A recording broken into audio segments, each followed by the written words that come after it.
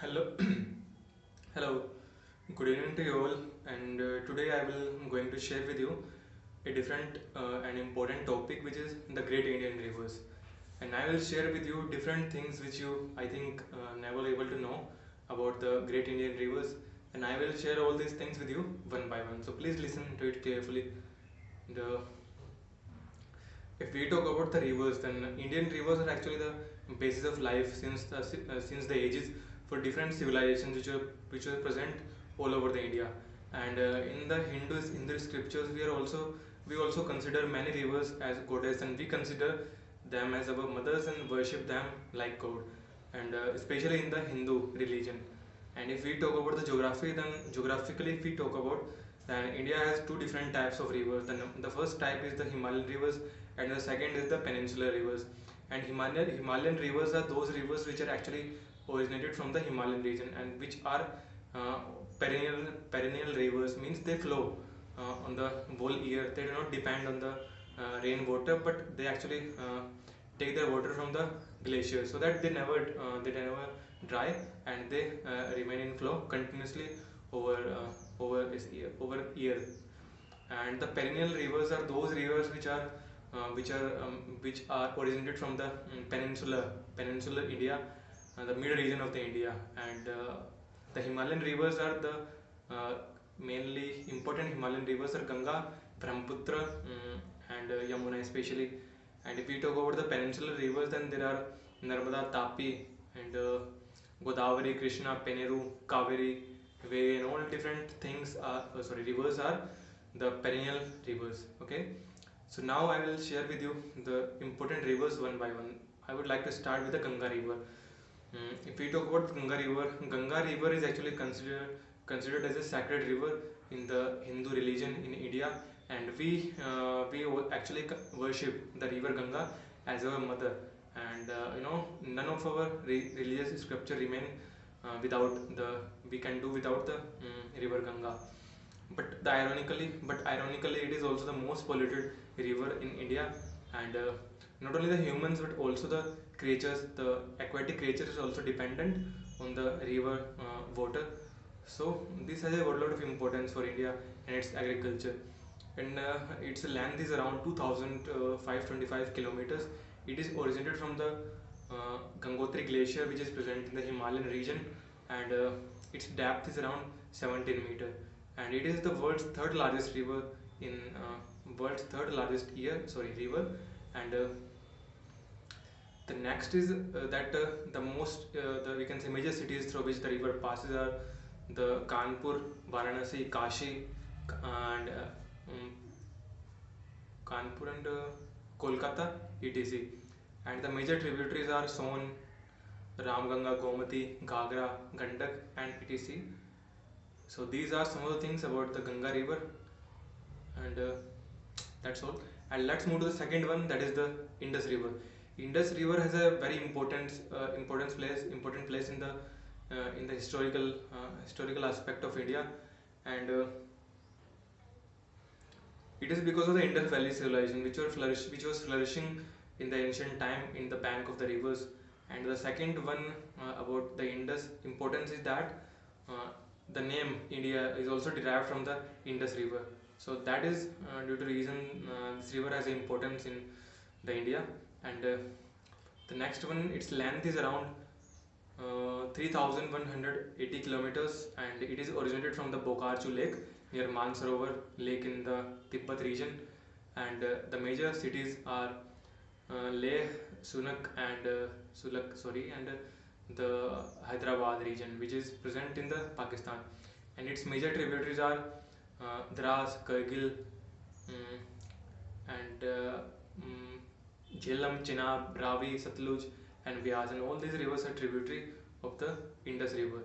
And the next one is that 93% of the region of the river belongs to the Pakistan, 5% around belongs to the India, and around 3% belong to China. So these were some of the facts about the Indus River. Now let's move forward to the Yamuna River.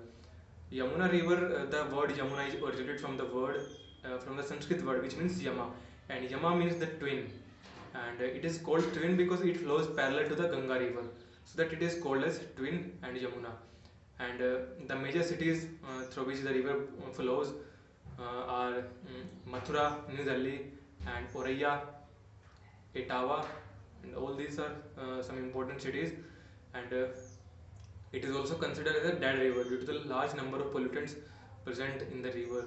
And also the Damodar river is also in the same category. It is also called as the dead river due to the large amount of pollutants present in the water. And the next one is the Brahmaputra river. Brahmaputra river is a very important river for the northeast region of India, and a lot of, we can say, many people of the northeast region part, they actually dependent on the rivers. Like around 130 million people are dependent on the river, and around 6 lakh people live on the riverine islands of the Brahmaputra river. Okay, and there are also different types of that national parks like Manas National Park and Kaziranga National Park. These all are on the bank of the river Brahmaputra. And the next one is its length is around 2,900 kilometer, and its origin is in the Tibet region.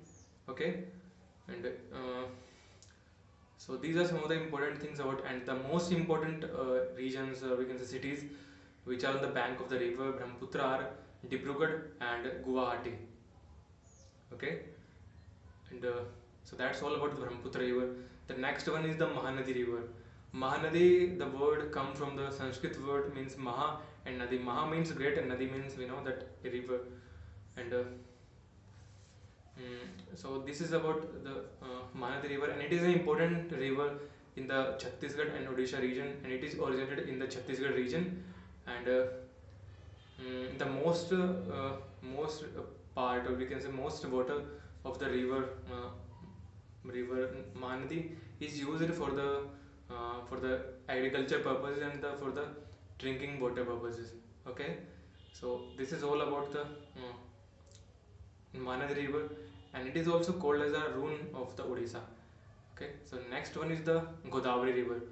If we talk about Godavari river is the most important, the southern river of India, and it is the second largest river after Ganga. It is also called as the Dakshin Ganga, and it has a very rich cultural heritage, which is it's nourishing and enriching since a very long time. And there were different types of civilizations which have flourished on the banks of Godavari river, and its length is around 1,465 kilometer. It is originated from the Trambakeshwar region of Maharashtra, and it flows from the Maharashtra, Andhra Pradesh, Odisha, and Telangana.